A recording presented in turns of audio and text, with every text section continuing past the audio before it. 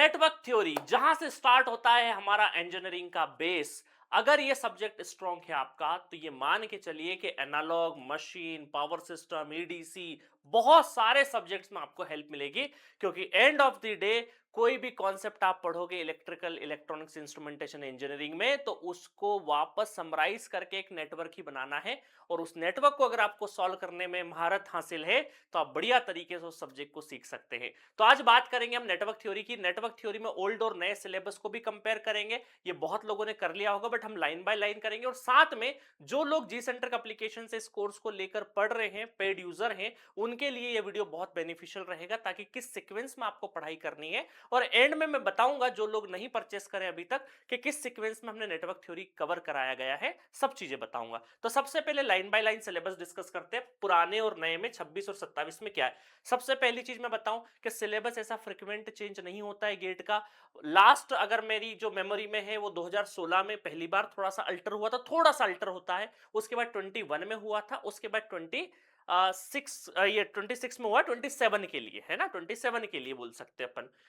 तो उसके बाद इसमें भी चेंजेस बहुत ज्यादा आपको देखने को नहीं मिलेंगे, वो सब चीज डिस्कस करेंगे। तो ऐसा बिल्कुल भी अपने दिमाग में मत बिठाना कि सर हर साल कुछ चेंज होता है, क्या नहीं चेंज होता है। ठीक है, इस बार भी ना के बराबर चेंज हुआ है बट जो भी है हमारी रिस्पॉन्सिबिलिटी है, कुछ भी थोड़ा बहुत भी कुछ हो तो आपको बताना। तो इस वीडियो में चेंज जो हुआ वो तो बताएंगे ही बताएंगे, हालांकि ये उससे ज्यादा इंपॉर्टेंट ये है किस सीक्वेंस में आपको नेटवर्क थ्योरी पढ़ाई करनी है। ठीक है, चलिए स्टार्ट करते हैं। सबसे पहले बात करेंगे डबल ई की। आप अपने अपने ब्रांचेस वाले जो स्टूडेंट है तो थोड़ा आगे बढ़ा के देख ले सकते हैं। डबल ई की बात कर रहा हूं तो जो इंस्ट्रूमेंटेशन ईसी वाले बच्चे थोड़ा वीडियो को आगे करके देख लेना। ठीक है, चलिए। तो देखिए डबल ई में क्या हो रहा था, आपको इलेक्ट्रिकल नेटवर्क कुछ इस तरीके से प्रेजेंट था 2026 में, 2027 में आपको कुछ इस तरीके से प्रेजेंट है। तो आप लाइन बाय लाइन देखेंगे तो ideal voltage and current sources, ideal voltage and current sources. तो आइडियल वोल्टेज करंट सोर्स अपन जो पढ़ते हैं वो सारा का सारा आपको पढ़ना है, डिपेंडेंट सोर्स सब पढ़ना है, हमने पढ़ाया भी उसी सीक्वेंस में है। रेजिस्टेंस इंडक्टेंस कैपेसिटेंस के बारे में भरपूर जानकारी लेना। एम बोल दिया मतलब मैग्नेटिक कपल सर्किट भी आपको पढ़ना है। कई बार स्टूडेंट बोलते हैं सर मैग्नेटिक कपल कहीं लिखा नहीं है बट एम दे दिया इसका मतलब म्यूचुअल इंडक्टेंस है, तो म्यूचुअल इंडक्टेंस के आसपास का सब आपको पढ़ाई करना है। उसके बाद आता है network solution. Network solution method में आता है आपका KVL KCL nodal node mesh. अब बहुत सारे स्टूडेंट बोलेंगे सर यहाँ equivalent with sources with respect to sources तो आपने बताया नहीं है सर, छोटी छोटी चीजें नहीं है। आपको यहाँ मेंशन कर दिया है कि network solution methods KVL KCL node mesh, इसके अलावा सोर्स ट्रांसफॉर्मेशन अगर नहीं भी लिखा है तो भी वो between the line source transformation आना चाहिए आपको। तो लाइन टू लाइन का मतलब हमें बिटवीन द लाइन जो चीज लिखी नहीं है उसको भी थोड़ा डिकोड करके चलना पड़ेगा। ठीक है, तो अपने को सारी चीज पता होनी चाहिए सॉल्विंग मेथड में, बेसिक बेसिक वाली। उसके बाद थेवेनिन्स नॉर्टन सुपरपोजिशन और मैक्सिमम पावर ट्रांसफर थ्योरम ही लिखी है। देखिए यहां पर भी मैक्सिमम पावर ट्रांसफर थ्योरम तक ही लिखा है।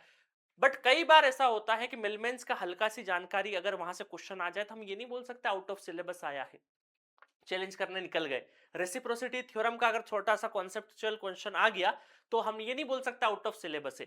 थ्योरम मेंशन है ना, तो अपने को थोड़ा सा, भाई चार थ्योरम तो पढ़ ही रहे, रेसिप्रोसिटी मिलमेंस थोड़ा सा एक आइडिया ले लो ताकि कभी वर्स्ट सिनेरियो में क्वेश्चन बन जाए। और पूछे गए हैं पिछले कई सालों में, 2019-20 में सिलेबस में मेंशन मिलमेंस नहीं था फिर भी कई बार क्वेश्चन पूछ लेते हैं। तो अपने को थोड़ा सा थ्योरम्स पढ़ रहे हैं तो एक दो थ्योरम थोड़ी सी एक्स्ट्रा जहां नजर पड़ जाए वो भी आप कर लेना। ऐसा नहीं कि बिल्कुल लाइन टू लाइन ही करके जाएंगे, ऐसे तो बहुत सारी चीजें छूट जाएगी, है ना। चलो नेक्स्ट है आपका अब आते हैं ट्रांजिएंट रिस्पांस में। तो देखो ट्रांजिएंट में आपको एसी और डीसी दोनों मेंशन कर रखा है बट डीसी ट्रांजिएंट से 99% क्वेश्चन आते हैं, 1% चांस है कि एसी से आए, बाकी करना दोनों ही है। उसके बाद अपन बात करें रेजोनेंस की, स्टेडी स्टेट एनालिसिस की, स्टेडी स्टेट एसी एनालिसिस की, रेजोनेंस की, टू पोर्ट की, थ्री फेज सी, स्टार डेल्टा ट्रांसफॉर्मेशन, है ना, और complex power and power factor in AC circuit. तो exactly line to line syllabus में कुछ भी चेंज नहीं हुआ है इलेक्ट्रिकल वालों के लिए। क्लियर है, बाकी मैं आपको तीनों का बता दूं उसके बाद मैं समराइज करूंगा कि जी सेंट्रिक पर जो कोर्स है उसमें किस सीक्वेंस में आपको पढ़ाई करनी है। ठीक है, चलिए उसके बाद बात करें ईसी की। तो ईसी में देखो नेटवर्क और सिग्नल का कंबाइंड सेक्शन होता है ना। देखो यहाँ सेपरेट सेक्शन था डबल ई में, सेपरेट सेक्शन है तो थोड़ा सा वेटेज ज्यादा रहता है ना। यहाँ पे कंबाइंड सेक्शन नेटवर्क और सिग्नल का, तो इसीलिए इन दोनों सब्जेक्ट को मिलाकर उनका माइंडसेट होता है कि एक सेक्शन से कंप्लीट आपको दोनों सब्जेक्ट मिला के एक वेटेज होता है। तो इसलिए पर सब्जेक्ट आपका नेटवर्क का या सिग्नल का थोड़ा सा वेटेज कम हो जाता है कंपेरेटिवली। है ना। डबल में प्योर एक सेक्शन बना है, यहाँ पे 2 सेक्शन में दिया है। अब सबसे पहले तो यहाँ पे हम सिग्नल एंड सिस्टम का कंटेंट हटा देते हैं ताकि कंफ्यूजन नहीं रहे, है ना। ये कंबाइंड दिया है, बस मैंने बताने के लिए आपको किया है। ये एलटीआई सिस्टम से अपन पूरा का पूरा हटा देते हैं। ये अपना नेटवर्क का सिलेबस बन गया है। इसमें भी देख लो अपन कहाँ से, इसमें कंटिन्यूस से सिग्नल का ऑलरेडी मैं बता चुका हूं, है ना। चलो अब बात करते हैं अपन यहाँ पे ईसी। ईसी में सर्किट एनालिसिस, है ना। देखो पुराना सिलेबस क्या था, सर्किट एनालिसिस में सब कुछ एक ही लाइन में लिख दिया था। अब यहाँ पर 2 हिस्से कर दिए हैं, नोड मेश एनालिसिस, सुपरपोजिशन। अब कई सारे स्टूडेंट बोलेंगे सर नोड और मेश ही तो लिखा है, केवीएल केसीएल और ओम्स लॉ तो लिखा ही नहीं है, तो क्या नहीं पढ़े? पढ़ना है भाई, वो पढ़ना है आपको, क्योंकि नोडल और मेश के अंदर उसके बिना काम नहीं चलेगा। तो यही होता है कि बिटवीन द लाइंस भी जो चीज नहीं दे रखी है वो भी आपको करना है, जो हिडन है ना। उसके बाद सुपरपोजिशन, थेवेनिन्स, नॉर्टन्स, रेसिप्रोसिटी। देखिए रेसिप्रोसिटी है स्पेशल मेंशन है, तो आप जहां स्पेशल मेंशन है उसको अच्छे से करना है, जहां मेंशन नहीं है एटलीस्ट देख के चले जाएं अपन, ठीक है। उसके बाद आपका देखो यहाँ पर पुराने सिलेबस में node mesh, Thevenin's, Norton's, reciprocity theorem तक तो कंप्लीट वही क्या वही है। उसके बाद बात करें sinusoidal, steady state analysis, steady state analysis. उसके बाद आपका complex power, maximum power transfer. अब देखो कॉम्प्लेक्स पावर दे दिया है, दैट मींस कि अब active power, reactive. What is complex power? भाई it is the collection of active and reactive ना। तो एक्टिव रिएक्टिव भी बहुत अच्छे से आपको पता होना चाहिए, इवन पावर फैक्टर भी अच्छा से पता होना चाहिए। कॉम्प्लेक्स पावर बोल दिया तो सारा चीज आना चाहिए आपको, ठीक है। उसके बाद मैक्सिमम पावर ट्रांसफर थ्योरम आपको अलग से बाद में दे दी। देखो थ्योरम वहां दे दी, कुछ भी लिख रहे हैं यार, कभी एसटीडी। अब समझ इसका मतलब क्या है, एसी एनालिसिस के बाद दिया है तो हो सकता है मैक्सिमम पावर ट्रांसफर में एसी के भी क्वेश्चन आ जाए। तो आपको ये चिंता नहीं करनी कि सर इसमें सिर्फ डीसी वाले कर लें क्या थ्योरम्स में।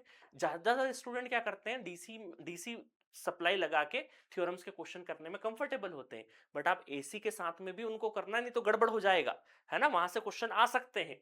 उसके बाद बात करें time and frequency domain of linear circuit, RL RC RLC circuit, solution of network equations using Laplace. ये एक्चुअल में ट्रांजिएंट है, ये एक्चुअली में क्या है, आरएल आरसी आरएलसी सर्किट को जो अपन सॉल्व कर रहे हैं ना टाइम एंड फ्रीक्वेंसी डोमेन में, तो पूरा का पूरा यहां से time and frequency domain as it is आपको छाप दिया है, ठीक है। तो असल में पूरा का पूरा ट्रांजिएंट का पार्ट है, ट्रांजिएंट का पार्ट है। उसके बाद लैप्लास ट्रांसफॉर्म से यूज करके हम कैसे सॉल्व करते हैं, है ना। अब देखो इलेक्ट्रिकल वाले बोलेंगे सर लैप्लास तो हमें दे ही नहीं रखा है, बट क्वेश्चन आ सकता है, बिल्कुल भी आपको ऐसा नहीं करना है। छोटी छोटी भाई आप लैप्लास पे कम फोकस करना, 2 क्वेश्चन कर लेना, बट यहां जब मेंशन है तो अपने को 5 क्वेश्चन करना है, इतना अंतर रखना अपने को, है ना।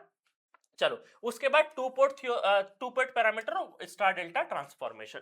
3 फेज सर्किट मेंशन नहीं है, स्टार डेल्टा ट्रांसफॉर्मेशन मेंशन है, ठीक है। तो सिंपल स्टार और डेल्टा, तो मेरा ये कंसर्न है भाई 3 फेज मेंशन नहीं है, स्टार डेल्टा ट्रांसफॉर्मेशन हो सकता है, ये जो नेट सिंपल हम स्टार टू डेल्टा कन्वर्जन करते हैं वो हो सकता है, बट 3 फेज का थोड़ा सा बेसिक आइडिया ले लेना, बहुत ज्यादा नहीं, बिल्कुल बेसिक आइडिया कि स्टार में रिलेशन क्या होता है, डेल्टा में रिलेशन क्या होता है, बस इतना ध्यान रख लो, बस और कुछ भी नहीं करना।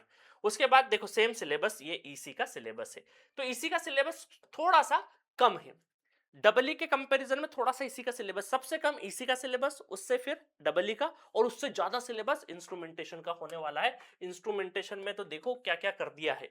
तो हालांकि इस इंस्ट्रूमेंटेशन में देखो पुराने सिलेबस और नए सिलेबस में सिर्फ आपको सोलर सेल और बैटरी नया जोड़ा गया है, ठीक है। बाकी आप देखोगे dependent, independent, ideal, practical, VI characteristics of practical current sources, है ना। अब ये देखो यहाँ पर ये लाइन वीआई कैरेक्टरिस्टिक्स नहीं लिखी इसी डबल में, बट पता होना चाहिए, क्वेश्चन आ चुका है 26 में, देखो नहीं लिखा है ना, पिछले इलेक्ट्रिकल वगैरह में क्वेश्चन आए हुए कैरेक्टरिस्टिक्स पे, ठीक है। चलो उसके बाद बात करें inductor, coupled inductor, capacitor, transient of, मतलब ये मान के चलो कि भाई जो चीजें बिटवीन द लाइंस ईसीडब्ल्यू में नहीं लिखी थी यहाँ थोड़ी एक्सपांड करके लिख दी है, ठीक है। ये RC RLC, power and energy consumption, power rating of component, efficiency and losses. देखो ये जो इलेक्ट्रिकल सर्किट एंड मशीन का कंबाइंड सिलेबस होता है इनका, इंस्ट्रूमेंटेशन में नेटवर्क और मशीन कंबाइंडली पूछा जाता है, तो मैं आपको मशीन का अलग से कराऊंगा, अभी सिर्फ नेटवर्क का मैं आपको डिस्कशन करवा रहा हूं, ठीक है। उसके बाद ये पूरा का पूरा एसी क्वांटिटी है, पूरी की पूरी AC quantity, active power, reactive power, power factor, phasor, impedance, admittance, series, parallel, resonance, locus diagram, filters, है ना, पैसिव फिल्टर्स, ट्रांजिएंट एनालिसिस, सब आता है आपको, है ना। और उसके बाद आपको देखो यहाँ पर क्या, आरएलसी विद एसी एक्साइटेशन के साथ में भी आपसे पूछा है, ठीक है। एनालिसिस 1 पोर्ट 2 पोर्ट, है ना, controlled voltage control, driving point impedance, सब कुछ दे रखा है यहाँ पे। तो सिलेबस यहाँ का और यहाँ का एग्जैक्ट सेम है, बस आपको बैटरी और सोलर सेल थोड़ा सा ऐड किया हुआ है। मैं सोलर सेल का वीडियो बढ़िया तरीके से आपको डाल दूंगा आपके कोर्स के अंदर, ठीक है। चलिए, तो पूरा का पूरा नेटवर्क थ्योरी इस तरीके से कवर कराया गया है, मैंने 18 यूनिट में टोटल कवर किया है। मैं आपको यूनिट वाइज बता देता हूं कि कहां कहां पे क्या क्या चीजें आने वाली है। ठीक है, यहां से आपको मैं